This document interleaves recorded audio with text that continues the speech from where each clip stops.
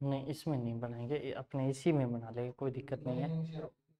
हाँ इसमें लाइनें आएगी, चलो कोई बात नहीं। आज कम्युनिटी के इम्पोर्टेंट टॉपिक करेंगे जो एचएससी के एग्जाम में और पीजी रोहतक जो अपकमिंग एग्जाम है उसके अंदर पूछे जाएंगे। बिल्कुल बेसिक बेसिक रखने हैं, क्योंकि कम्युनिटी है ना एक ऐसा सब्जेक्ट है, बहुत वाइड सब्जेक्ट है, और इसको कितना ही पढ़ते रहो चाहे, लेकिन अपने को पकड़ कहाँ से करनी है, जहां से इंपॉर्टेंट एमसीक्यू आए पेपर में, चाहे वो पेपर कोई सा भी हो, चाहे वो एचएससी का हो, चाहे पीजी का हो, चाहे एम्स का हो। ठीक है, रिकॉर्डिंग चल रही है भाई, ठीक है। हाँ अब देखो, अपने कम्युनिटी की बात करें तो कम्युनिटी क्या चीज होती है कि एक specific geographic area, specific geographic area होता है, ग्राफिकल एरिया, जहां पे पीपल क्या करते हैं, लिविंग करते हैं इंडिपेंडेंसी से, किससे, इंडिपेंडेंसी से। ठीक है भाई, और सबके अंदर क्या होती है, वी फीलिंग होती है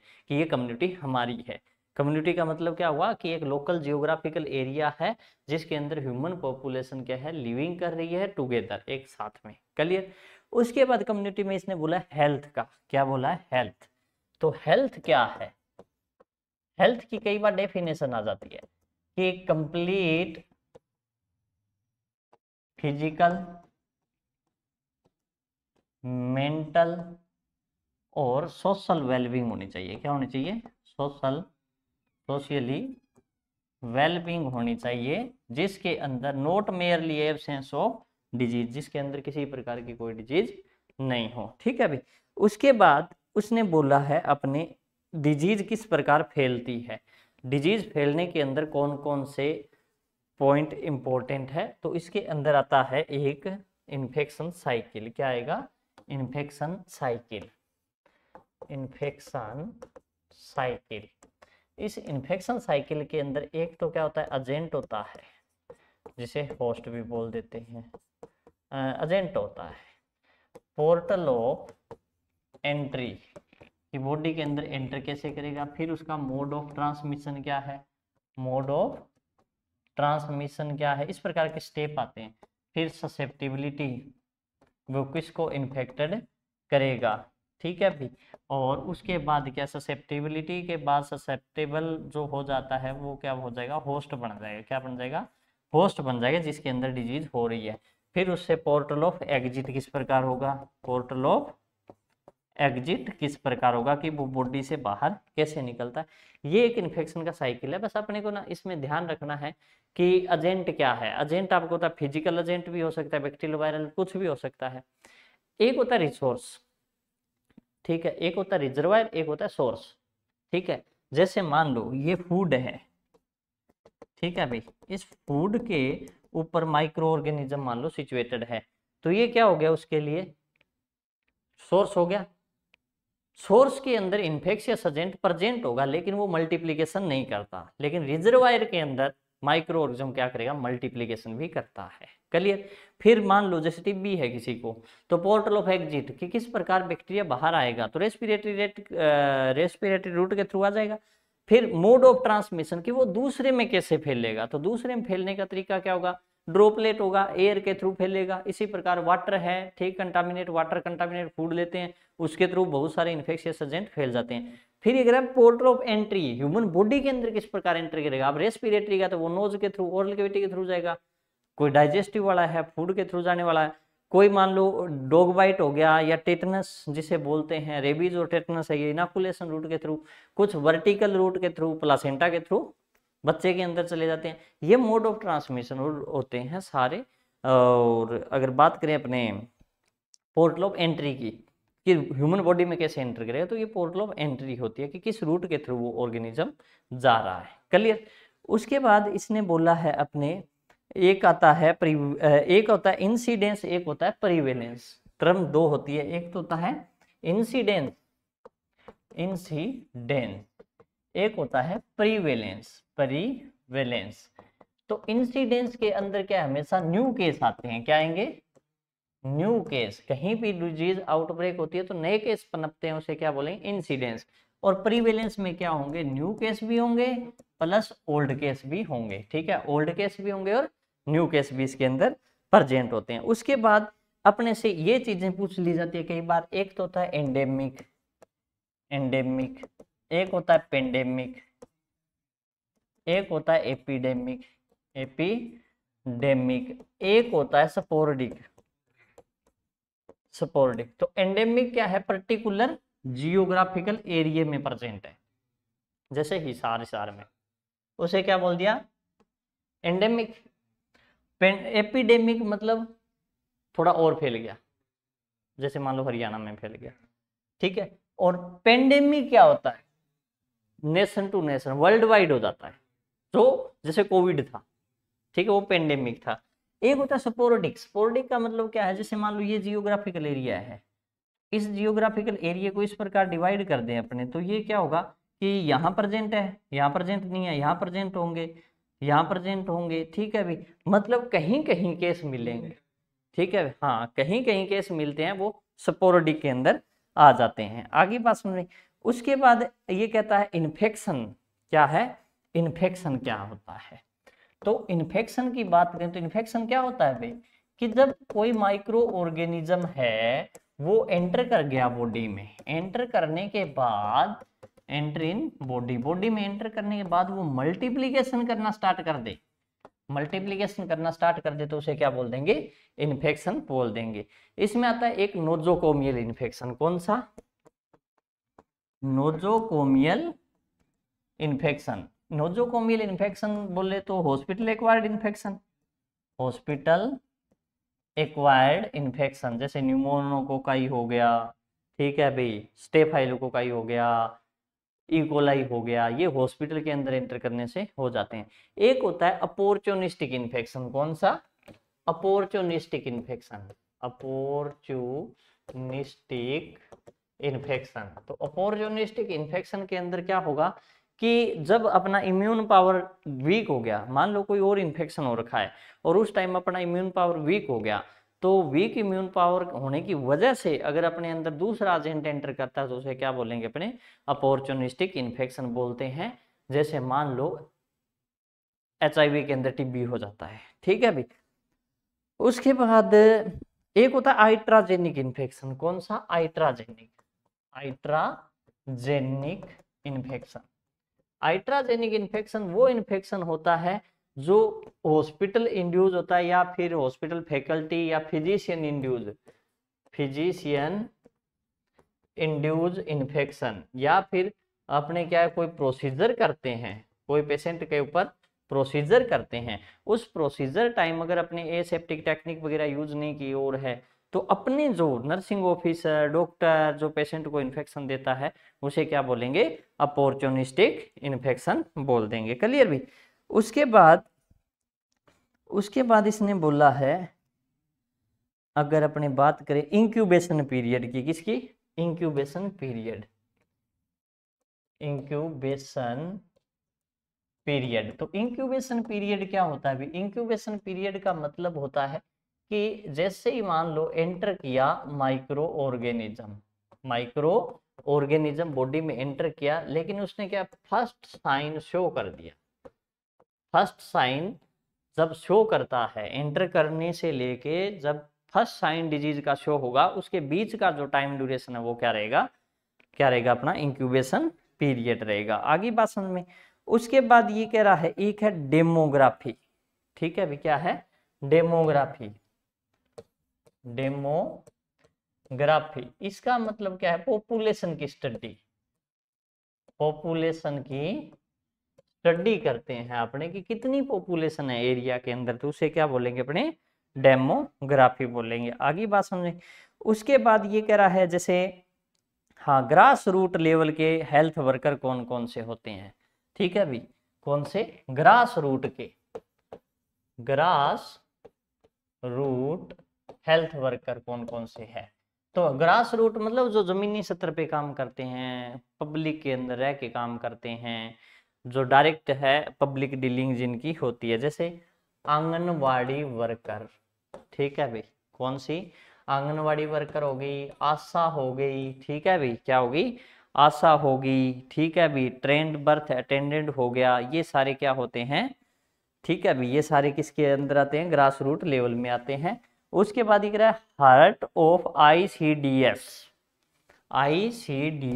आईसीडीएस का हार्ट किसे बोल दिया, तो ये बोल दिया आंगनवाड़ी वर्कर को। ठीक है अभी आंगनवाड़ी वर्कर, क्योंकि आंगनवाड़ी वर्कर आशा ये आईसीडीएस के अंदर आती है। ठीक है अभी उसके बाद ये कह रहा है आशा है वो कितनी पॉपुलेशन पे होनी चाहिए। ठीक आशा कितनी पॉपुलेशन पे होनी चाहिए, तो रूरल एरिया में एक आशा 1000 लोगों पे होती है, अर्बन में 2500 तक होती है, 2500 लोगों पे एक आशा होती है। ठीक है अभी और उसके बाद पीएचसी की बात करें तो एक अर्बन पीएचसी कितनी पॉपुलेशन पे होगी, 50,000 पॉपुलेशन पे। ठीक है अभी और लोकल की बात करें तो कितनी होगी, 30,000 की पॉपुलेशन पे, 20 से 30,000 मान सकते हो, 30,000 पॉपुलेशन पे पीएचसी होती है, 80 से लेके 1,20,000 के ऊपर पॉपुलेशन के ऊपर एक सीएचसी होती है। ठीक है भाई उसके बाद ये कह रहा है और अगर बात करें हाँ एक पीएचसी 20 से 30,000 कन्वर्ट करेगी और एक सब सेंटर 5 से 6,000 लोगों को कवर करेगा एक सब सेंटर। ठीक है भाई उसके बाद इसके अंदर और चीजें दी है कुछ मोर्टेलिटी रेट से संबंधित की most common cause of mortality in India. ठीक है भाई most common cause of mortality in India. India के अंदर मोस्ट कॉमन मोर्टेलिटी किससे होगी भी, हेमरेज से। किससे होगी, हेमरेज से होगी, ये इंपॉर्टेंट चीज है। ठीक है भाई और अदर मोस्ट कॉमन की बात करें तो इसमें इन्फेक्शन भी आ जाएगा। अदर की बात करें अदर क्या खोज है तो इन्फेक्शन हो गया, अबॉर्शन हो गया। ठीक है ये होते हैं। ठीक है उसके बाद ये कह रहा है हाँ ये क्वेश्चन इंपॉर्टेंट है, most important universal acceptor health indicator. Universal acceptor most common universal health acceptor of community. Community का या किसी कंट्री का अगर आपको हेल्थ स्टेटस चेक करना हो तो अपने क्या करेंगे, IMR इन्फेंट मोर्टेलिटी रेट क्या करेंगे। ठीक है भी हेल्थ इंडिकेटर की बात करें तो उसके बाद है best indicator to assess MCH service. MCH service को चेक करना हो, MCH सर्विस जानते हो, maternal and child health service, इसको चेक करना हो तो इसका बेस्ट इंडिकेटर कौन सा, MMR मैटरनल मोर्टेलिटी रेट, जो कि हरियाणा में ये अभी तो पीछे तो 109 तक चली गई थी, काफ़ी बढ़ गई थी। इसलिए अब क्या है ये इन जो मैटरनल मोर्टेलिटी रेट है इसको कम करने के लिए डेली हेल्थ चेकअप हर मंथ क्या है 10 तारीख को और 23 तारीख को हेल्थ चेकअप होता है। ठीक है अभी अगर उस दिन कोई गस्टेड हो या फिर संडे हो तो अगले दिन डेट दी जाती है, ANC कैंप लगाए जाते हैं। ठीक है अभी उसमें जैसे एनीमिया वगैरह की स्क्रीनिंग की जाती है, आयरिस केस की स्क्रीनिंग की जाती है, गुड़ और चने, आयरन, फोलिक एसिड ये सब दिए जाते हैं। ठीक है अभी एनीमिया को प्रोटेक्ट करने के लिए। ठीक है उसके बाद ये कह रहा है सोशियो इकोनॉमिक कंडीशन देखनी हो, best indicator of socio economic condition, best indicator of socio economic condition. अगर किसी कंट्री की बेस्ट सोशियो इकोनॉमिक कंडीशन देखनी हो तो उसकी भी क्या करेंगे, IMR करेंगे। क्या करेंगे, IMR इन्फेंट मोर्टेलिटी रेट करेंगे। क्लियर भी उसके बाद इसने बताया है स्टिल बर्थ। स्टिल बर्थ जो 28 वीक के बाद डेड प्रोडक्ट अगर डिलीवर हो तो उसे क्या बोलेंगे, स्टिल बर्थ बोलते हैं। ठीक है भाई उसके बाद ये कह रहा है और तो इसमें कुछ नहीं है, इन्फेंट मोर्टेलिटी रेट ग्रेटर, हाँ कि most common cause of neonatal mortality rate in India, most common cause of neonatal natal हाँ मोर्टेलिटी रेट। अब देखो इंडिया के अंदर मोस्ट कॉमन कोज क्या रहेगा नियोनेटल डेथ का, या तो वो क्या है प्रीमेच्योर है, प्रीमेच्योरिटी या फिर आरडीएस से तो यार बच्चों के अंदर न्यूनेट में नहीं होता, एलबीडब्ल्यू से होता है। आरडीएस आता है लेकिन आरडीएस इसके अंदर नहीं आएगा, अदर नियोनेट अदर में आ जाता है वो, ठीक है। आरडीएस है, एआरआई है, एक्यूट रेस्पिरेटरी इन्फेक्शन है, वो अदर में आता है, लेकिन मोस्ट कॉमन प्रीमेच्योरिटी है, ठीक है भाई।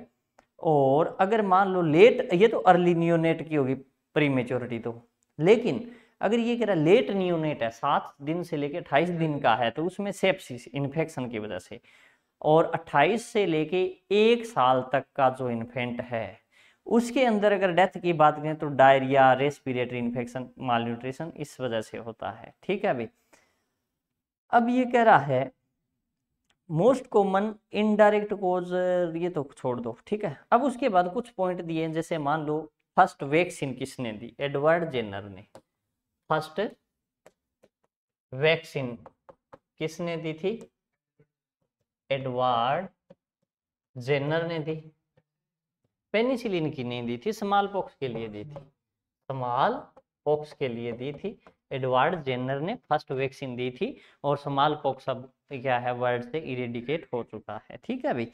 उसके बाद फर्स्ट वैक्सीन जो स्मॉल पॉक्स के लिए थी, फादर ऑफ इंडियन मेडिसिन की बात करें चरक हो गया, इंडियन सर्जरी की बात करें तो फादर कौन है, सुश्रुत हो गया। फादर ऑफ मेडिसिन की बात करें तो हिपोक्रेट हो गया। फादर ऑफ पब्लिक हेल्थ की बात करें तो कोलेरा हो गया। एपिडेमियोलॉजी, एपिडेमियोलॉजी के फादर कौन है, Jon Snow, father of epidemiology, father of epidemiology इसके कौन है, जॉन स्नो है। कौन है, Jon Snow, father of epidemiology, ठीक है भाई।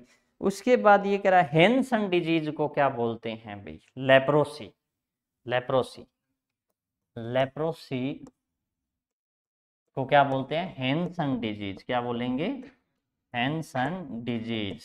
और लेप्रोसी का ट्रीटमेंट ऑफ चॉइस क्या रहता है, डेप्सोन, क्या रहेगा, डेप्सोन रहेगा। आगे इतनी बात समझे। उसके बाद ये कह रहा है भाई 3 डे मिजल्स वगैरह को, मिजल्स को क्या बोलते हैं, रूबियोला, मिजल्स को क्या बोलते हैं, मिजल्स को बोलेंगे रूबियोला, रूबियोला, ठीक है भाई। और रूबेला को क्या बोलते हैं, रूबेला को बोलेंगे जर्मन मिजल्स, क्या बोलेंगे, जर्मन मिजल्स बोलते हैं, ठीक है भाई, जर्मन मिजल्स, ठीक है। और उसके बाद अगर बात करें अपने, और तो कुछ नहीं है। हाँ बोलने कोपलिक सपोर्ट किस में मिलते हैं, मिजल्स में मिलते हैं, मिजल्स में क्या मिलेंगे, कोपलिक स्पॉट, ठीक है। और एक होता है कापोसी सार्कोमा, कापोसी सार्कोमा स्किन का कैंसर होता है, ये किस में होता है, एड्स वाले में, किस में होता है, एड्स वाले पेशेंट के अंदर स्किन का कैंसर होता है, कापोसी सार्कोमा, क्लियर भी। उसके बाद 100 डे कफ किसे बोलते हैं, वूपिंग कफ को, जो परटूसी से, बुर्डुरेला परटूसी से होता है, ठीक है भाई। उसके बाद ये कह रहा है ब्लैक सीकनेस किसे बोलते हैं, काला आजार को, ब्लैक सीकनेस किसे बोलेंगे, काला आजार, ब्लैक सीकनेस किसे बोलेंगे, काला आजार को बोलते हैं, ठीक है अभी, काला आजार को क्या बोलते हैं, ब्लैक सीकनेस। और उसके बाद ये कह रहा है ब्रेक बोन फीवर या hemorrhagic fever, break bone fever या फिर हेमरेजिक फीवर, डेंगू से होता है अभी, किससे होता है, डेंगू से होता है। और डेंगू का पॉजिटिव एजेंट है एडिस सॉरी इजिप्टी। क्या होगा, किसी ने अगर ईयरफोन लगा रखा है किसी बच्चे ने, और इससे मेरे को स्नीजिंग हो रही है, कितना साउंड होगा भाई, अपने आप हैंडल कर लेना भाई, ये बायोलॉजिकल प्रोसेस है, ठीक है भाई। उसके बाद सलीम डिजीज की बात करते हैं, किसकी, सलीम डिजीज, एड्स को बोलते हैं, सलीम डिजीज किसे बोलेंगे, एड्स को बोलते हैं, सलीम डिजीज किसे बोलेंगे, एड्स को बोलेंगे, ठीक है। उसके बाद है निगरी बॉडी किससे बनती है, रेबीज से, निगरी बॉडी किससे बनेगी, निगरी बॉडी रेबीज से बनती है। ठीक है भाई, इसी प्रकार ना ये ब्रेन में होती है, इसी प्रकार एक अस्कोप बॉडी होती है। अस्कोप बॉडी ये होती है हार्ट के अंदर, रोमेटोइड अर्थराइटिस में होती है, हार्ट के अंदर होती है। ठीक है भाई, उसके बाद नेक्स्ट के अंदर इसने बोला है ड्यू ड्रॉप, स्किन के ऊपर ड्यू होती है ना, ड्यू उस जैसे ड्रॉप बनते हैं, वो चिकन पॉक्स से बनते हैं। उसके बाद अगर बात करें अपने, हाँ, इंडिया में मेजर कोज क्या है ब्लाइंडनेस का, cataract. Major cause of blindness, major cause blindness का क्या रहेगा, cataract. Cataract opacity of lens हो जाती है ना भाई इसके अंदर। ठीक है, उसके बाद ये कह रहा है और इम्पोर्टेंट जो अपने से पूछा जाएगा, हाँ, कोल्ड चेन का मोस्ट वैक्सीन कितने डिग्री पे रखते हैं कोल्ड चेन में? कोल्ड चेन में मोस्ट वैक्सीन रखते हैं 2 से 8 डिग्री सेल्सियस पे। किस पे?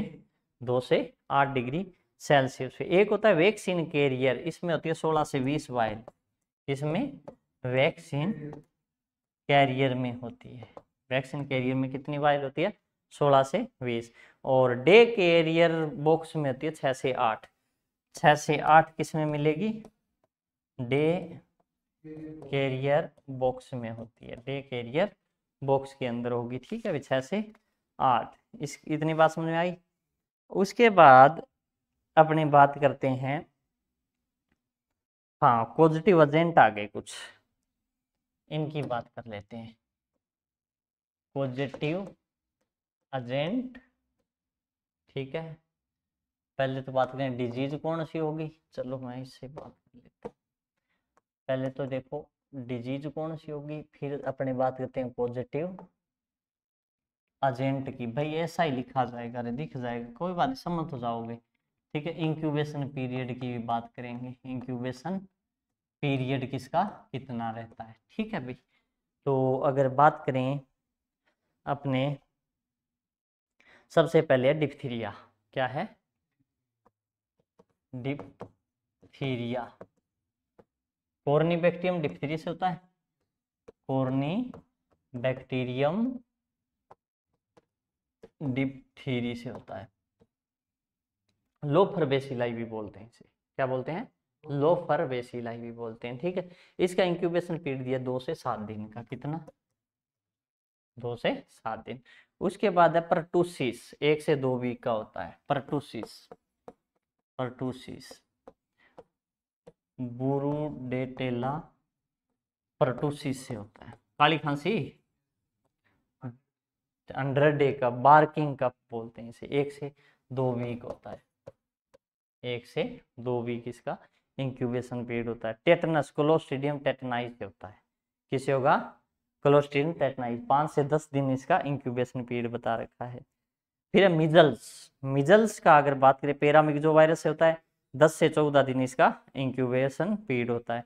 फिर मम्प्स, मिक्सो वायरस पेरोटाइटिस करता है, जो पेरोटाइटिस मतलब पेरोटिड ग्लैंड की इन्फ्लामेशन, ये भी 10 से 14 दिन का 14 से 18 दिन का इंक्यूबेशन पीरियड इसका बताया। चिकन पॉक्स विरसेला जोस्टर से होता है, इसका होता है 14 से 16 दिन। ठीक है, टीबी माइकोबैक्टीरियम ट्यूबरकुलोसिस से होती है, 3 से 6 वीक तक इसका क्या होता है? इंक्यूबेशन पीरियड होता है। बाकी ये लिख लेना भाई जो मैं बोल रहा हूँ, अगर किसी को नया याद रहे तो। ठीक है, रूबेला होता है टोगा वायरस से, 2 से 3 वीक तक इसका इंक्यूबेशन पीरियड होता है। उसके बाद मलेरिया प्लाज्मोडियम से होता है। ठीक है भाई, इसका 12 से 20 दिन का होगा। फिर एंटेरिक फीवर, जिसे क्या बोलते हैं? टाइफाइड। टाइफाइड के लिए विडाल टेस्ट करते हैं ना, 1 से 2 वीक तक रहता है। कोलेरा विब्रियो कोलेरा से होता है, 1 से 2 दिन के अंदर ही हो जाता है। मेनिंजाइटिस, अडल्ट के अंदर मेनिंजाइटिस होता है, वो नाइजीरिया मेनिंजाइटिस से होगा। ठीक है, 3 से 4 दिन इसका इंक्यूबेशन पीरियड होता है। अब हेपेटाइटिस ए और बी, ये तो मैंने बता ही रखा है पिछले लेक्चर में भी। हेपेटाइटिस ए को इन्फेक्शियस हेपेटाइटिस बोलते हैं, फिर कोरल रूट से होता है। हेपेटाइटिस बी है वो ट्रांसफ्यूजन से होता है, सेक्सुअल डिजीज है। ठीक है, सीरम हेपेटाइटिस से बोलते हैं। हेपेटाइटिस सी पोस्ट ट्रांसफ्यूजन है। ठीक है, नीडल स्टिक इंजरी से हो जाता है।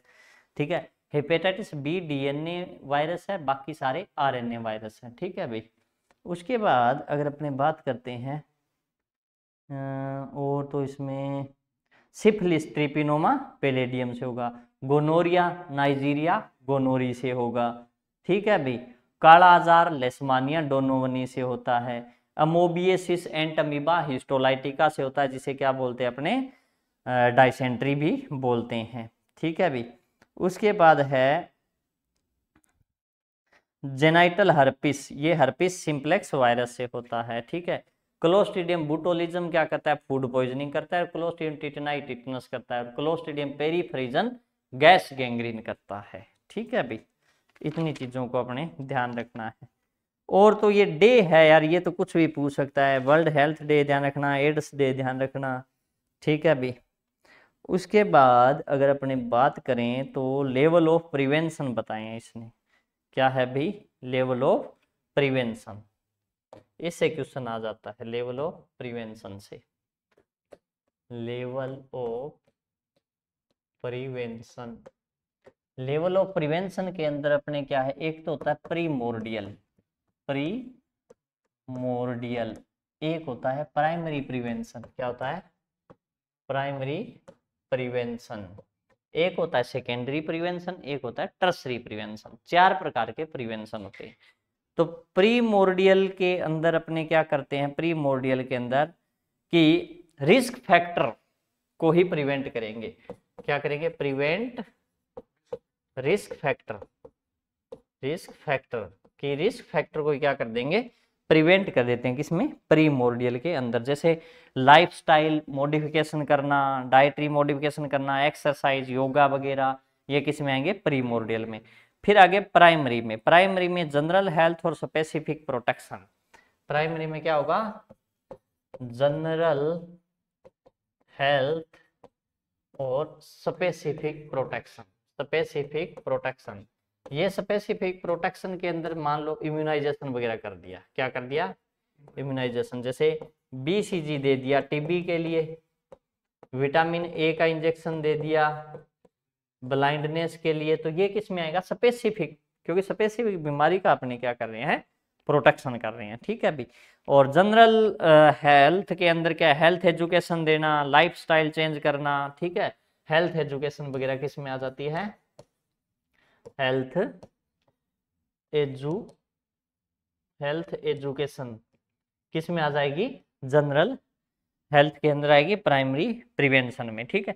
सेकेंडरी प्रिवेंशन में अर्ली ट्रीटमेंट और डायग्नोसिस करेंगे, क्या करेंगे, सेकेंडरी प्रिवेंशन में, सेकेंडरी प्रिवेंशन के अंदर क्या करेंगे, early treatment and diagnosis, diagnosis ये किस में आते हैं, सेकेंडरी प्रिवेंशन में आते हैं। जैसे मान लो किसी का बीपी ले रहे हैं, तो ये भी किस में है, सेकेंडरी डायग्नोसिस बना रहे हैं, ठीक है।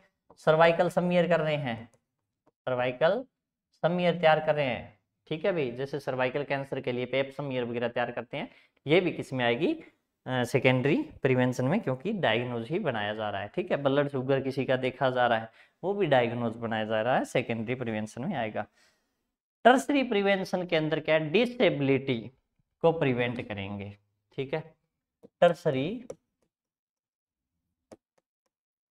प्रिवेंशन में क्या है, डिसेबिलिटी न हो, एबिलिटी न हो, ठीक है। और क्या है, रीएबिलिटेशन करेंगे, रीहेबिलिटेशन करते हैं, ये किस में आएगा, टर्सरी प्रिवेंशन के अंदर आएगा। तो एक क्वेश्चन इससे भी पूछ लिया जाता है, ठीक है भाई।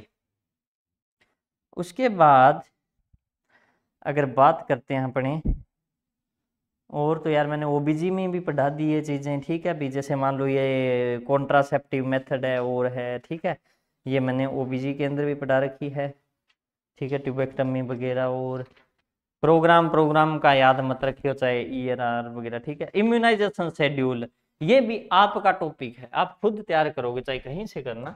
इम्यूनाइजेशन शेड्यूल, इम्यूनाइजेशन शेड्यूल कि कौन सी वैक्सीन किस रूट से दी जाएगी, कौन सी साइट पे दी जाएगी, कब दी जाएगी, ठीक है भाई। ये आप अपनी तरफ से तैयार करना। अब ये कह रहा है हाँ, मॉस्किटो कंट्रोल की। अब बर्थ रेट डेथ रेट निकालने के indicator of health, vital statics जिसे बोलते हैं। ठीक है, बर्थ रेट किस प्रकार निकालेंगे, डेथ रेट की साल में कितने बच्चे पैदा हुए, कितने की डेथ हो गई, बर्थ रेट में साल में कितने, मिड ईयर के अंदर कितने बच्चे पैदा हुए, कितनों की कितने प्रेगनेंसी थी, कितने उसके अंदर डिलीवरी हुई है मिड ईयर के अंदर। इन्फेंट मोर्टेलिटी रेट इस प्रकार एक साल तक के बच्चों की निकालेंगे। एक है मेटरनल मोर्टेलिटी रेट, वो किस पे निकलेगी, कितने लाख पे निकलती है अभी, 10 लाख पे क्या, है ना, क्या 10 लाख है पक्का, 10 लाख पे से एक यही होती है, बाकी सारे 1000 पे निकल जाते हैं। ठीक है भाई, हाँ। अब उसके बाद अगर बात करें अपने हाउस फ्लाई क्या करती है अभी, टाइफाइड पेरा टाइफाइड फीवर डायरिया वगैरह ये कर देती है ना। एक है सेंड फ्लाई जो काला आजार करती है, क्या करती है, काला आजार। ठीक है अभी सेंड फ्लाई क्या करेगी, सेंड फ्लाई क्या करती है, काला आजार, काला आजार।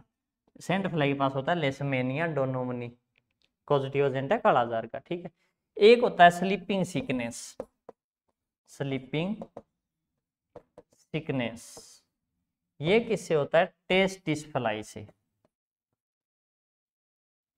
टेस्टिस फ्लाई से क्या होता है, स्लीपिंग सिकनेस होता है। ठीक है अभी एनाफ्लीज से मलेरिया हो गया, ये हो गया। एक है गोबी, यूनिसेफ का गोबी क्या कहता है अभी, यूनिसेफ का गोबी, यूनिसेफ का GOBI, G for growth chart maintain करना बच्चे का, ओ फॉर ओरल रिहाइड्रेट करना, rehydration, B for breast feeding, क्या आता है, ब्रेस्ट फीडिंग है ना भाई, आई फॉर इम्यूनाइजेशन करना, क्या करते हैं, इम्यूनाइजेशन। ठीक है भाई, ये सारी चीजें आ गई। उसके बाद अपने बात करते हैं, ये टीबी वाली मेडिसिन तो उधर ही हो जाएगी। ओके, बायोमेडिकल वेस्ट मैनेजमेंट की बात कर लेते हैं, किसकी, biomedical waste management. BMW act आया था 1998 में, बायोमेडिकल वेस्ट मैनेजमेंट। इसके अकॉर्डिंग क्या है, रेड 4 प्रकार के चेंबर होते हैं ना भाई, BMW बिन, BMW बिन हॉस्पिटल के अंदर, ताकि इन्फेक्शन न पेशेंट को न हॉस्पिटल फैकल्टी को हो। ठीक है भाई, तो उसके अंदर क्या क्या डाला जाता है, ये भी एक क्वेश्चन इंपॉर्टेंट है तो अपने पढ़ेंगे। ठीक है, आजकल तो 2 हो गए हैं, सुबह सुबह ही आते हैं ना, नगर निगम के द्वारा आपको धारा इसके तहत हैं चार्ज लगाया जाएगा, गीला कचरा सूखा कचरा अलग में डालें, है ना, वो अलग है। तो BMW बिन के अंदर सबसे पहले ये है येलो वाला, कौन सा, येलो कलर वाला। येलो कलर के अंदर जितने भी बॉडी कंटेंट है, बॉडी टिश्यू है, वो सारे जाएंगे। सॉइल्ड वेस्ट है, एनाटॉमिकल वेस्ट है, ठीक है, कोई ड्रेसिंग है, ठीक है, कॉटन पीस है, कोई और अगर गोज पीस है, ठीक है, और साइटोटॉक्सिक मेडिसिन है, एक्सपायर्ड और डिस्कार्डेड मेडिसिन है, वो सारी किस्में जाएगी येलो के अंदर। ठीक है भाई, रेड में जितना भी प्लास्टिक का है, जैसे सिरिंज है, ग्लव्स है, ठीक है, ये सारी किस्में जाते हैं रेड में, IV सेटअप वगैरह जितने प्लास्टिक के हैं। ठीक है, एक फिर है भाई, हाँ, ब्लू कलर वाला, इसमें क्या होगी, जितनी भी कांच के एम्प्यूल वगैरह है, वायल वगैरह है, वो सारी जाती है, ग्लास के आर्टिकल साइड, और मेटेलिक इम्प्लांट्स वगैरह होते हैं ना, जो कॉपर टी वगैरह निकालिए और है ना वो चीजें, ठीक है, ब्लू में जाएगी। ठीक है, और वाइट के अंदर क्या होता है, शार्प जितने भी है, नीडल वगैरह है, कैनुले का स्टीलेट है, ये सारी किस्में जाते हैं वाइट के अंदर। ठीक है भाई, और एक होता है ब्लैक, ब्लैक के अंदर क्या है, जितना भी जो ये है रेपर वगैरह है, कागज वगैरह है, मतलब नॉन इन्फेक्शियस किस में जाएगा, सारा ब्लैक के अंदर जाता है। आगे बात समझे, ये अपने को ध्यान रखना है। क्लियर भी।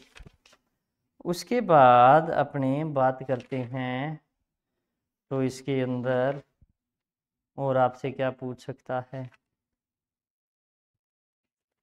बाकी तो ये इन्फेक्शन है, ये तो मैं माइक्रो के लेक्चर में करा दूंगा अभी। तो ऑलमोस्ट कम्युनिटी के अंदर से ना जितने भी चीजें आएगी ना, वो मैंने आपको बता दी है। एपिडेमियोलॉजी की बात कर लेते हैं। किसकी? एपिडेमियोलॉजी। ठीक है भाई, एपिडेमियोलॉजी। तो एपिडेमियोलॉजी की अगर बात की जाए, तो एपिडेमियोलॉजी के अंदर इस प्रकार 3 चीजें होती है। ठीक है भाई, एपिडेमियोलॉजिकल ट्रायड में 3 चीजें होती है।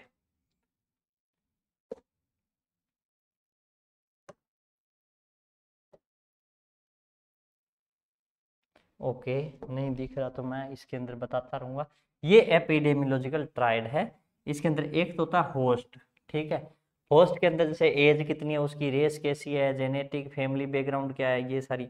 एक होता है एजेंट, जो इन्फेक्शन कोज करता है, जैसे वो बैक्टीरिया भी हो सकता है, वायरस भी हो सकता है, कोई केमिकल भी हो सकता है, कोई न्यूट्रिशन कंटेंट भी हो सकता है। एक इन्वायरमेंट, इन्वायरमेंट किस प्रकार अफेक्ट करता है कि फूड सप्लाई, वाटर सप्लाई कैसी हो रही है, टेम्परेचर क्या है, मॉइस्चर कितना का इन्वायरमेंट में, क्योंकि इन्हीं से डिजीज हो जाती है ना। ठीक है अभी, तो 3 फैक्टर आते हैं बेसिक एपिडेमियोलॉजी के अंदर, होस्ट, इन्वायरमेंट और एजेंट। आ गई इतनी बात समझ में? क्लियर भी। उसके बाद अगर और बात करें माइक्रो इसके अंदर कम्युनिटी के अंदर, तो और कम्युनिटी के अंदर क्या क्या चीजें पूछ सकता है आप लोगों से, वो अपने एक बार थोड़ा इसमें भी देख लेते हैं, इधर वाली बुक में भी, कि कम्युनिटी से आपसे क्या क्या क्वेश्चन पूछ सकता है। हाँ, dimension of health, dimension of health, dimension of health, health के डायमेंशन कितने हैं? तो वैसे तो हेल्थ के डायमेंशन बहुत सारे हैं, लेकिन 3 क्या है मेन है। एक तो फिजिकल, एक होता है मेंटल, एक होता है सोशल। ठीक है, फिजिकल, फिजिकल, मेंटल और सोशल, ये 3 मेन डायमेंशन होते हैं। बाकी तो स्पिरिचुअल भी होता है, इमोशनल भी होता है, वोकेशनल भी होता है, इस प्रकार के होते हैं। ठीक है भाई। और उसके बाद अगर अपने बात करते हैं, एक पूछा जाता आइसबर्ग। क्या है? Iceberg phenomena, iceberg phenomena. Iceberg phenomena में जैसे मान लो ये वाटर है, क्या है? ये वाटर है। इस वाटर के अंदर मान लो ये आइस, ये क्या है? आइस है। ठीक है, तो इसके अंदर जो अपने को बाहर दिखाई दे रहे हैं आइसबर्ग फिनोमिना में, जो अपने को बाहर टॉप पे दिखाई दे रहे हैं, वो कौन से होंगे? Symptomatic case. कौन से? सिम्प्टोमेटिक केस होंगे, जिन्हें अपने डायग्नोज कर सकते हैं। जो डायग्नोज हो गए वो कौन से होंगे? सिम्प्टोमेटिक। आगे बात समझ में? और जो दिखाई नहीं दे रहे, सबमर्ज पोर्शन के अंदर है, इसका मतलब वो प्री सिम्टोमेटिक है, उसमें डिजीज तो है लेकिन अभी डायग्नोज नहीं हुई। ये क्या है? अनडायग्नोज है। क्या है? अनडायग्नोज है। इनमें डिजीज तो है लेकिन क्या है? इनका अभी डायग्नोज नहीं हुआ। फ्लोटिंग टिप के ऊपर है। जो क्लिनिकल केस होते हैं, सिम्टोमेटिक केस होते हैं, जिनको अपने डायग्नोज कर लिया, वो डायग्नोसिस केस होते हैं। ठीक है अभी, लेवल ऑफ प्रिवेंशन मैंने करा दिया है।